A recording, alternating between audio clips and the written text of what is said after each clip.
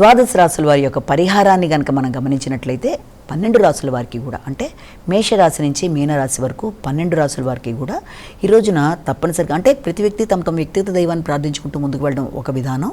దానితో పాటుగా మీకు ఇంకా సమయం, అవకాశంతో పాటుగా ఆసక్తి అవన్నీ కూడా ఉంటే తప్పనిసరిగా అందరూ కూడా ఈ రోజున సూర్యనారాయణ స్వామిని ప్రార్థించడం కానీ, లేకపోతే ఏదన్నా మీకు నవగ్రహ దేవాలయానికి వెళ్ళడానికి అవకాశం ఉంటే దానికి వెళ్ళడం కానీ, అలాగే ఆదిత్య హృదయం వినడం కానీ, ఆదిత్య హృదయాన్ని ఒకవేళ మీరు పారాయణ చేసుకోగలిగిన వాళ్ళకు కూడా శ్లోకాలు చేసుకోగలిగితే తప్పు లేకుండా అది కూడా మంచి అవకాశమే.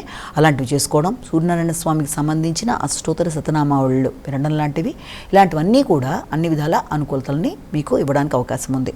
అలాగే ఆర్థిక సంబంధమైన విషయాల్లో కానీ, ఆరోగ్య సంబంధమైన విషయాల్లో కానీ అభివృద్ధి కొరకు మీరు తప్పకుండా సూర్యనారాయణ స్వామికి సంబంధించిన స్తోత్రాలు వినడం కూడా చక్కటిది. అలాగే మనకి నిత్యం కనబడుతూ ఉండే భగవంతుడు కనుక ఆయనకి మీరు ప్రతిరోజులాగే ఈ రోజును కూడా నమస్కారం చేసుకోవడం లాంటిది.